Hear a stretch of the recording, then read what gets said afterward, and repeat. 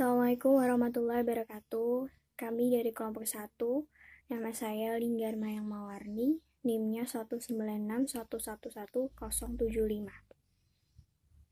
Nama saya Muhammad Farhan Ramadhani, NIM 196111069. Kenalkan, saya Isna Sofiani Fatoni, NIM 196111097.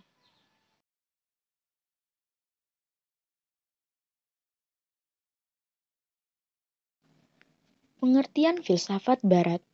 Filsafat yaitu studi tentang seluruh fenomena kehidupan dan pemikiran manusia secara kritis dan dijabarkan dalam konsep mendasar. Filsafat dibagi menjadi dua kategori besar, menurut wilayah dan menurut latar belakang agama. Menurut wilayah bisa dibagi menjadi filsafat barat, filsafat timur, dan filsafat timur tengah. Sementara latar belakang agama bisa dibagi menjadi filsafat Islam, filsafat Buddha, filsafat Hindu, dan filsafat Kristen. Filsafat Barat adalah ilmu yang biasa dipelajari secara akademis di universitas-universitas di Eropa dan daerah-daerah jajahan mereka. Filsafat ini berkembang dari tradisi filsafat orang Yunani kuno. Dalam tradisi filsafat Barat, dikenal adanya pembidangan dalam filsafat yang menyangkut tema tertentu. Contohnya, yang pertama metafisika, mengkaji hakikat segala yang ada. Hakikat yang ada dan keberadaan atau eksistensi secara umum dikaji secara khusus dalam ontologi. Adapun hakikat manusia dan alam semesta dibahas dalam kosmologi. Kemudian, epistemologi membahas berbagai hal tentang pengetahuan seperti batas, sumber, serta kebenaran suatu pengetahuan. Selanjutnya ada aksiologi, membahas masalah nilai atau norma yang berlaku pada kehidupan manusia. Dari aksiologi lahirlah dua cabang filsafat yang membahas aspek kualitas hidup manusia, yaitu etika dan estetika. Etika atau filsafat moral membahas tentang bagaimana seharusnya manusia bertindak dan mempertanyakan bagaimana kebenaran dari tindakan itu dapat diketahui.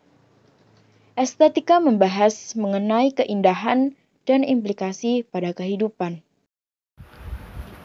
Awal mula munculnya filsafat Barat.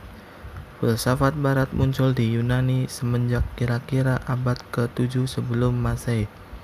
Filsafat muncul ketika orang-orang mulai memikirkan dan berdiskusi akan keadaan alam, dunia, dan lingkungan di sekitar mereka, dan tidak menggantungkan diri kepada agama lagi untuk mencari jawaban atas pertanyaan-pertanyaan ini. Banyak yang bertanya-tanya, mengapa filsafat muncul di Yunani dan tidak di daerah yang beradab lain kala itu seperti Babilonia, Yudea, atau Israel, atau Mesir? Jawabannya sederhana. Di Yunani tidak seperti daerah lain-lainnya. Tidak ada kasta pendeta sehingga secara intelektual orang lebih bebas. Pemikiran filsafat Barat mencapai puncaknya pada masa Aristoteles. Ia mengatakan bahwa tugas utama ilmu pengetahuan ialah mencari penyebab-penyebab objek yang diselidiki. Adapun yang menjadi penyebab-penyebab objek tersebut yaitu A. Penyebab formal cause. Inilah bentuk yang menyusun bahan, misalnya bentuk kursi ditambah pada kayu, sehingga kayu menjadi sebuah kursi. B. Penyebab efisien cause. Inilah sumber kejadian, faktor yang menjalankan kejadian, misalnya tukang kayu yang membuat kursi. C. Penyebab final cause. Inilah tujuan yang menjadi arah seluruh kejadian.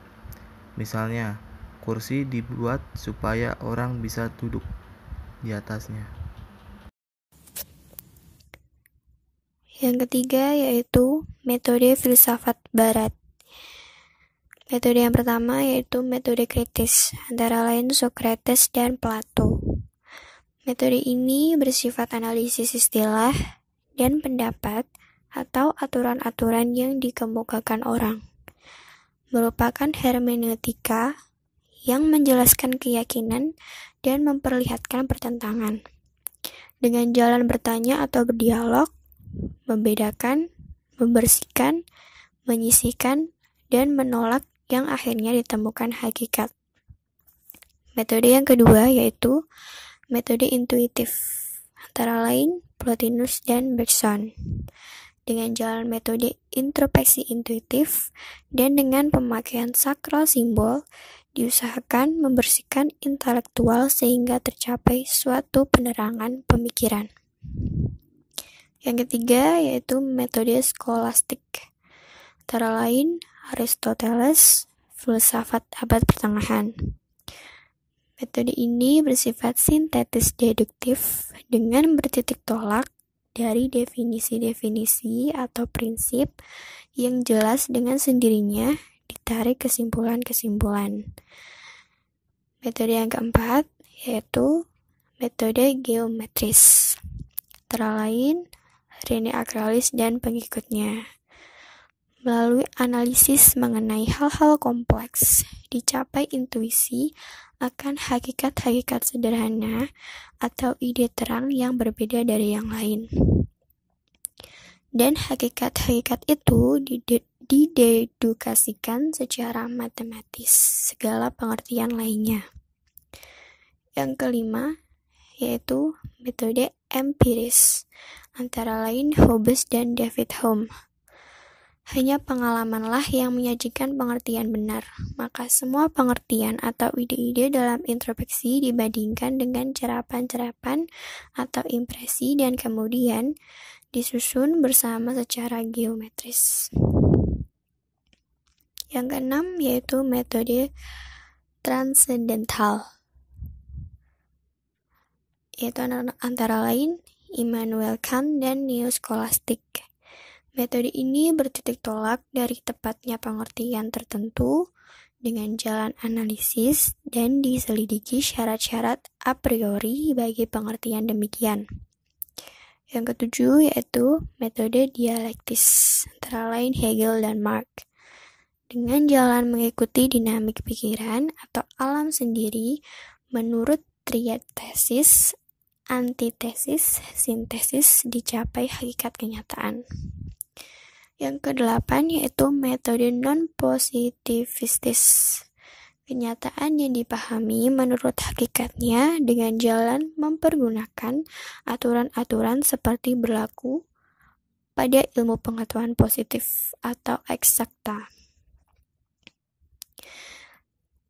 Yang terakhir yaitu metode analitika bahasa atau Wittgenstein, dengan jalan analisa pemakaian bahasa sehari-hari, ditentukan sah atau tidaknya ucapan-ucapan filosofis.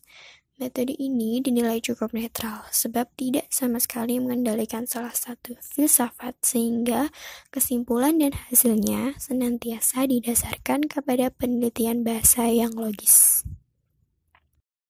Aliran filsafat pada zaman modern.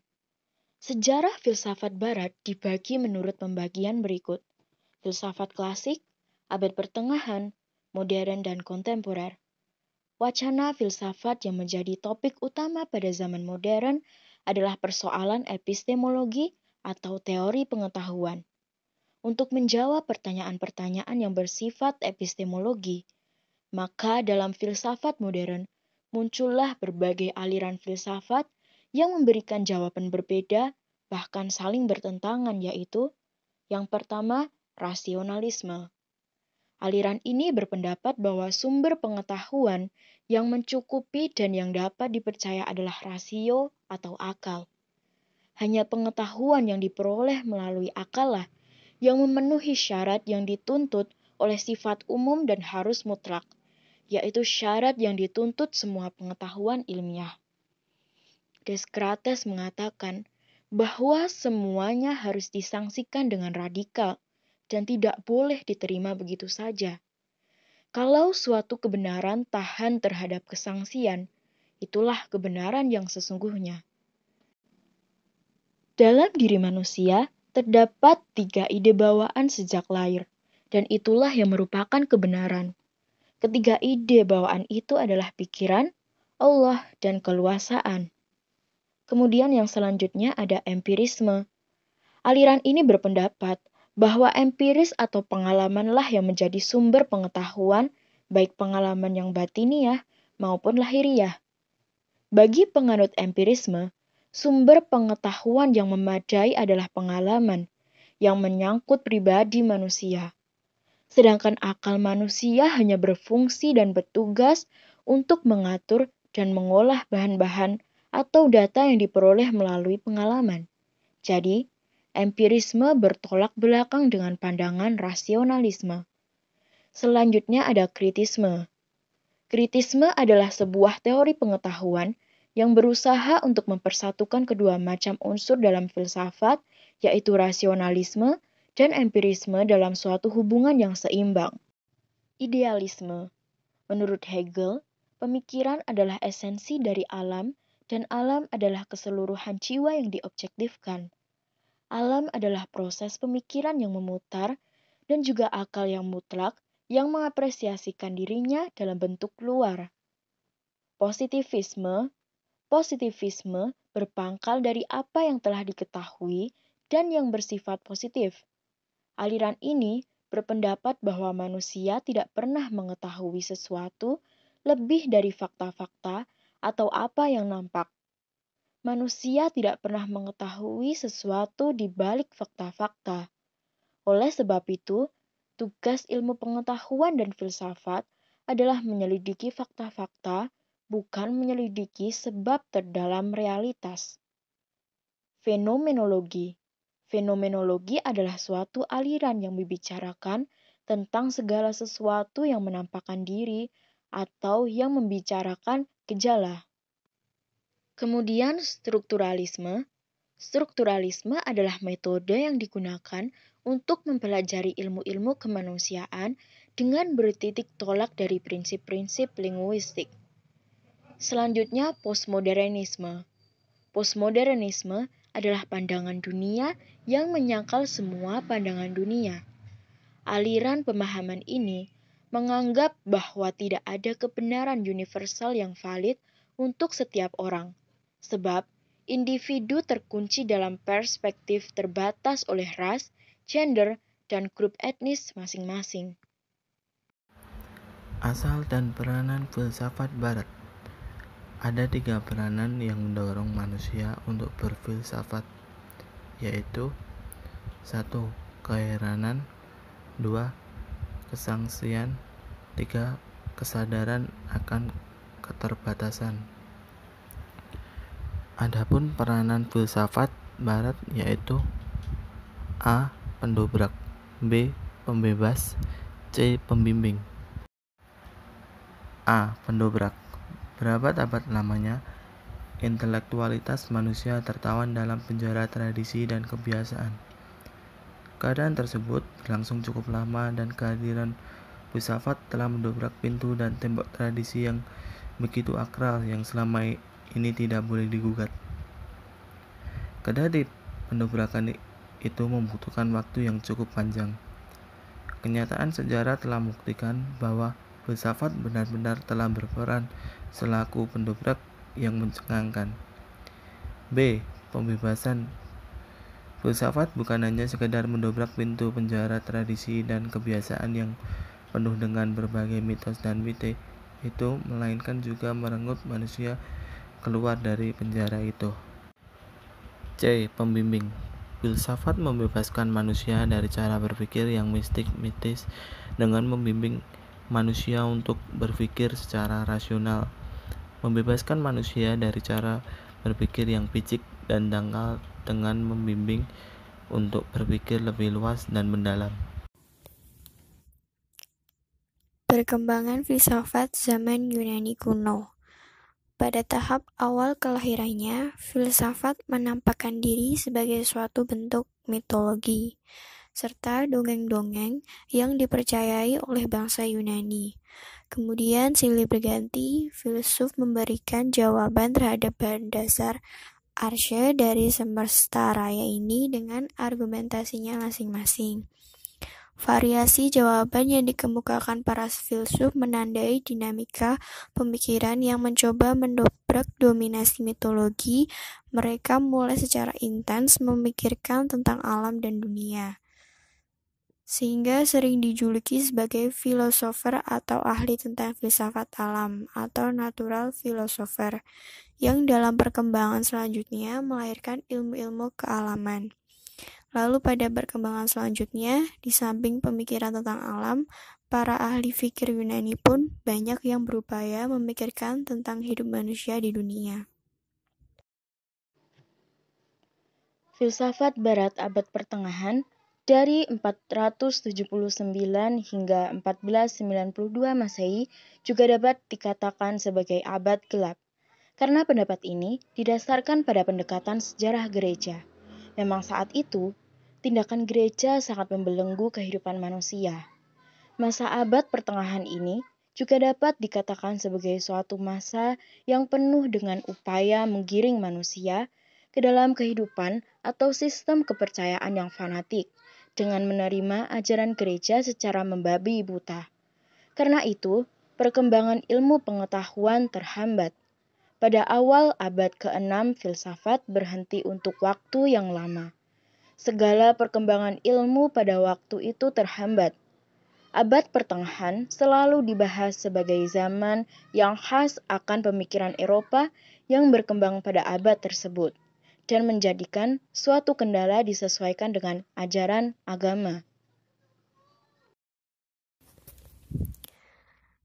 Kemudian kesimpulan dari pembahasan kali ini antara lain, filsafat adalah studi tentang seluruh fenomena kehidupan dan pemikiran manusia secara kritis dan dijabarkan dalam konsep mendasar.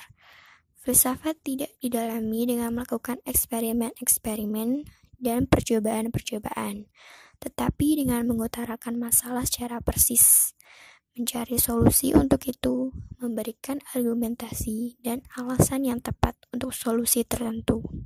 Kemudian, metode filsafat barat antara lain metode kritis, intuitif, skolastik, geometris, empiris, transendental, dialektis, non-positivis, dan analitika bahasa. Kemudian, aliran filsafat barat antara lain rasionalisme, empirisme, kritisme, positivisme, fenomenologi, strukturalisme, dan postmodernisme. Yang terakhir yaitu peranan filsafat barat, yaitu sebagai pendobrak, pembebas, dan pembimbing.